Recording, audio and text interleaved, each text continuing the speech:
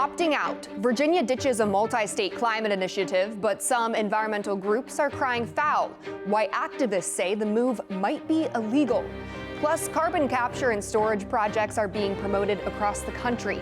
But could they interfere with efforts to reduce global warming? A new study highlights some of the concerns, and we take a look. And eating alternative meat products. It might not be your first choice, but one bioengineering company is out to change that. The steps they're taking to make that plant-based steak or burger pass your taste test.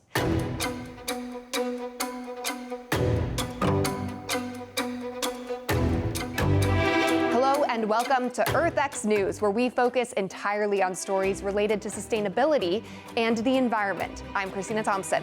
Let's get you caught up on some of the headlines facing our planet. We start with this. Virginia is bailing on a carbon cap and invest program, but activists say they may be doing so illegally.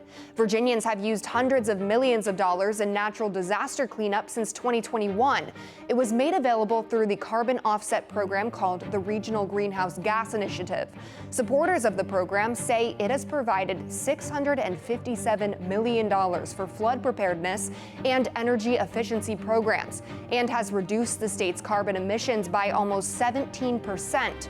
But Governor Glenn Youngkin disagrees. The Republican leader of the state, who acknowledges the threat of climate change and has pledged to address sea level rise, says the program fails to accomplish what it promises and has only functioned as a tax on electricity users with no environmental benefit.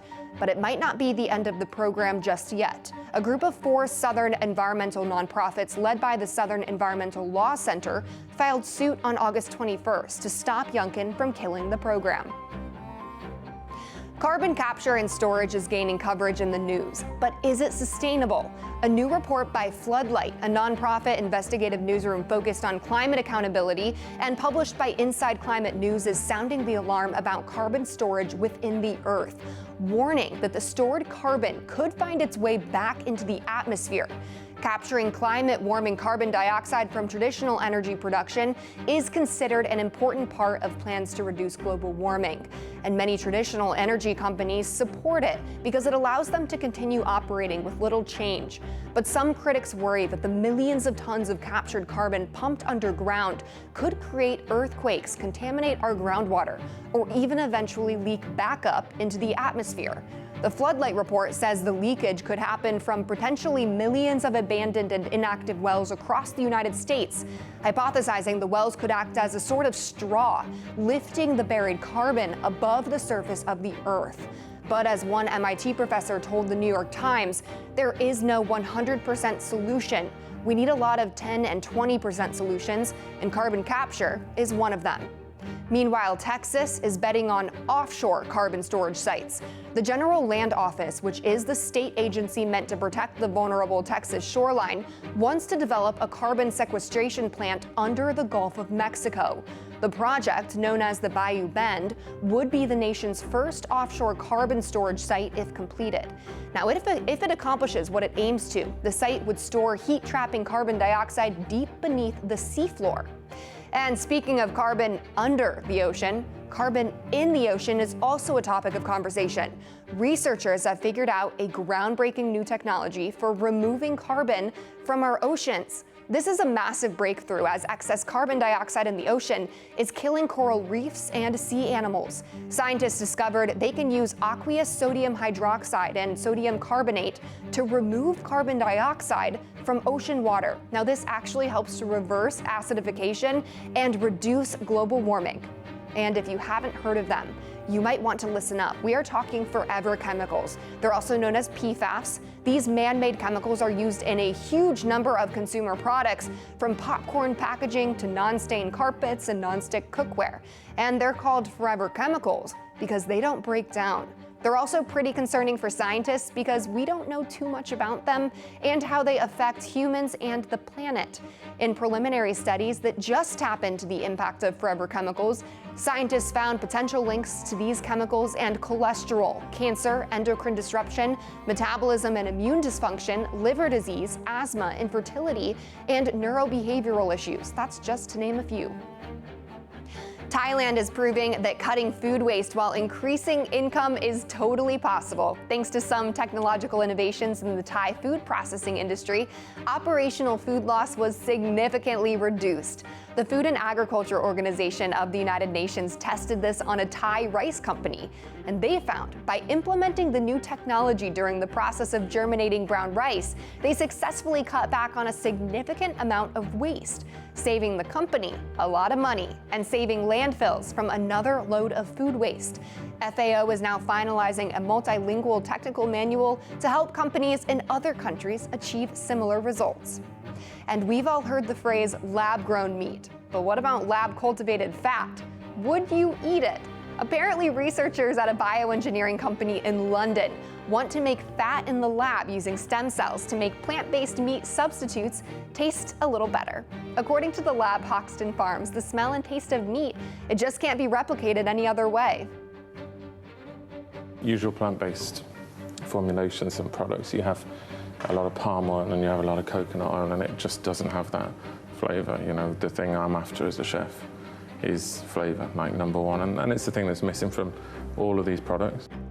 The whole reason is to try and get people to eat less traditionally farmed meat products like beef and chicken.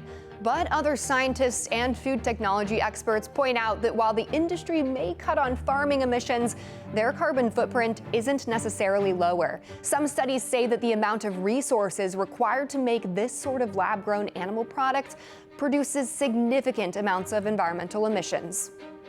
And nuclear sustainable energy. It's a phrase we're starting to hear more and more.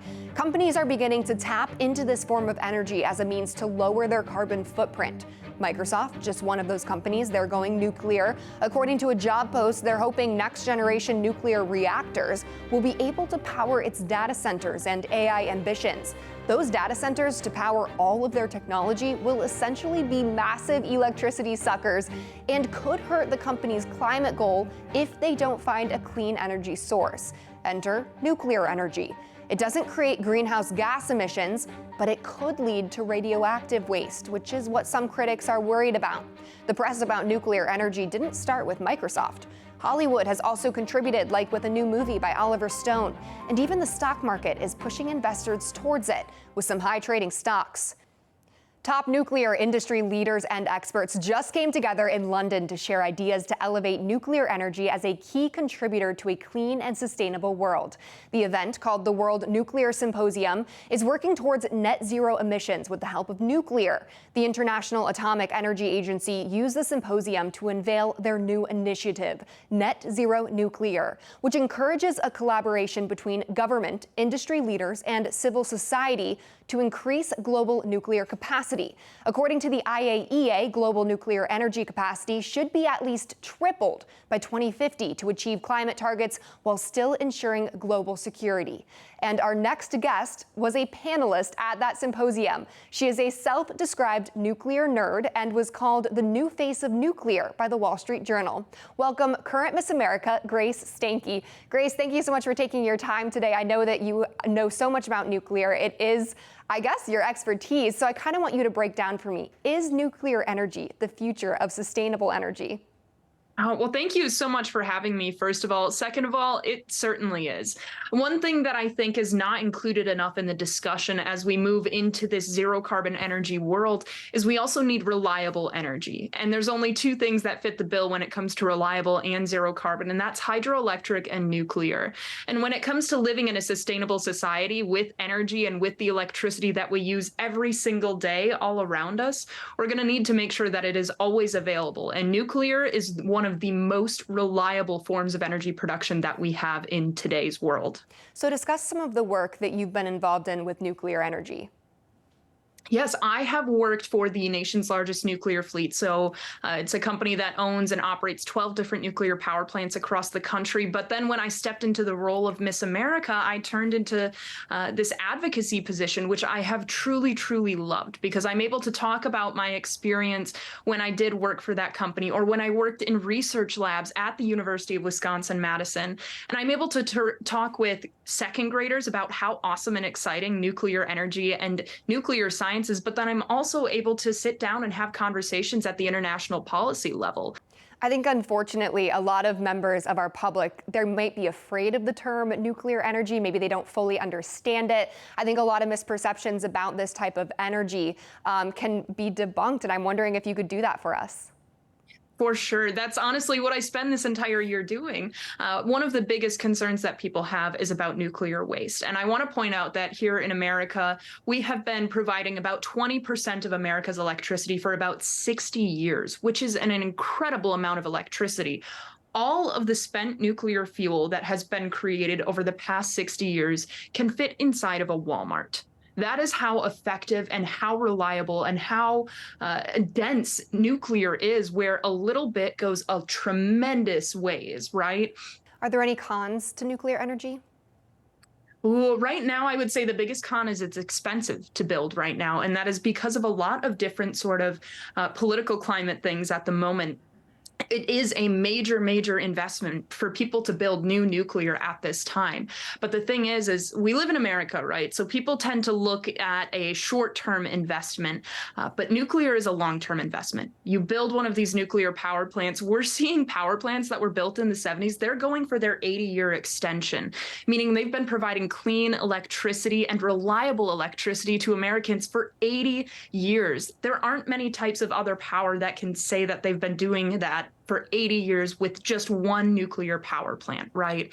And that's something that is really, really incredible. So nuclear is worth that long-term investment because we need to take that long-term investment to keep this planet livable. All right, Grace Stanke, current Miss America, nuclear expert. Thank you so much for coming on the show. Thank you so much.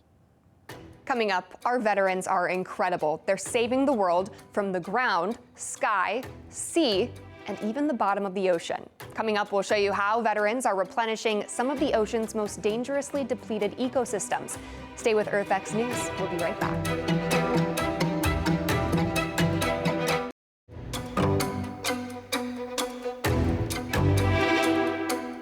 Welcome back to EarthX News. The world's best and brightest warriors are now healing the planet and themselves, one coral reef at a time.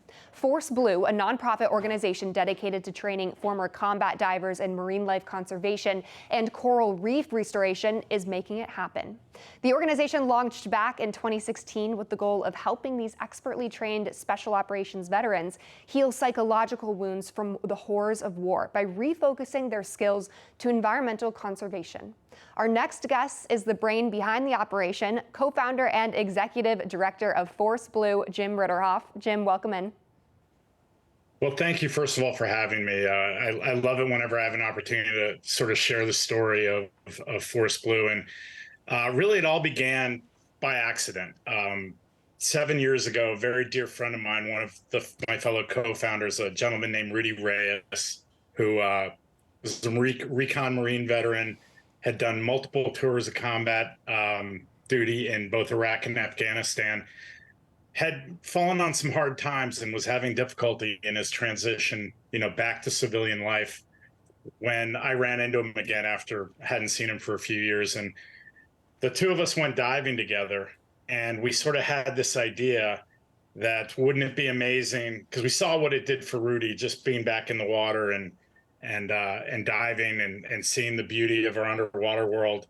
He said it had done more for him than any rehab or any treatment he'd been through. So we had this idea that wouldn't it be great if we could create an organization that would, not just provide an amazing workforce for the marine scientific community that desperately needs it, but would give guys like Rudy an opportunity to continue to serve. So that was 7 years ago. Took us about a year to get the organization stood up, and we've just been deployed ever since, bringing more guys in on more missions, doing more work. So it's been great. What's been the tangible results of your efforts? Are you able to point back to any research and say this has been our impact on the planet?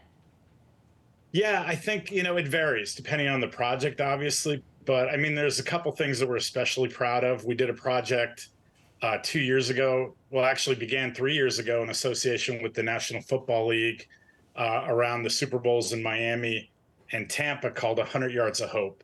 Wow. And what that was a massive football field-sized coral reef restoration project in the waters off Miami that involved corals from across the state in Tampa, utilized our team for about 6 months worth of work. And at the end of it, we were able to have created, not just a sort of a legacy for Miami and Tampa and the NFL, but an actual ecosystem reconstruction of coral that hopefully, as the name 100 Yards of Hope, shows the world that we can, in fact, preserve and restore these incredible ecosystems. So that's one. But I mean, there's so many. Every time we deploy, there's some specific task that needs to be accomplished, and our guys are just, the best in the world at getting it done. So. And your veterans do this all over the world, right? Yeah, so far, it's been largely the United States and the Caribbean, but we are optimistic. We've proven that the model works, that these special operations veterans, and they exist all over, from countries all over the world, can in fact be a force multiplier for our marine scientific community.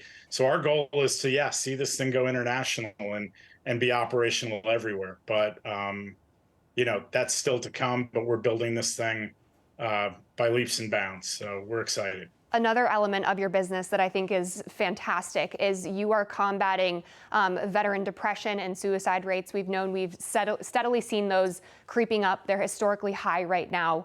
And your organization is doing so much work for that. Yeah, I think, as civilians, I think we tend to look at the issues perhaps that our veterans may face in transitioning back to civilian life as the result of, things that they saw or did that were traumatic for them. And while that plays a part in it, you have to remember these men and women are service people, and they did what they did and they're proud of it. But the trouble is where the problems arise when they come back to civilian life is there's no longer a mission. They don't have a purpose anymore. There's not the team and the tempo that made them so successful, as operators in the military. You come back to civilian life and that's all gone. Right. And what Force Blue is able to do is to give them back that sense of, serving something greater than themselves. What's greater than yourself than the health of our oceans and marine resources, really the health of our planet.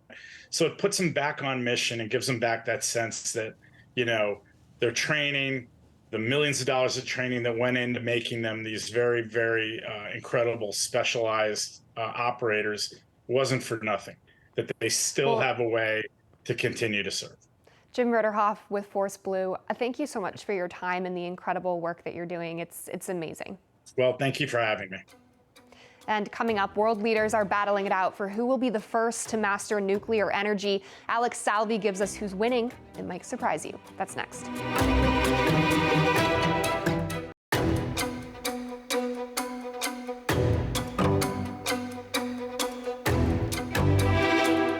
Welcome back to EarthX News. We turn now to this story. Countries around the globe are increasingly turning to nuclear energy in order to drive down costs and meet ambitious climate policies. Foreign correspondent Alex Salvi takes a look at the race to be the world leader in the industry and the nations separating themselves from the practice altogether.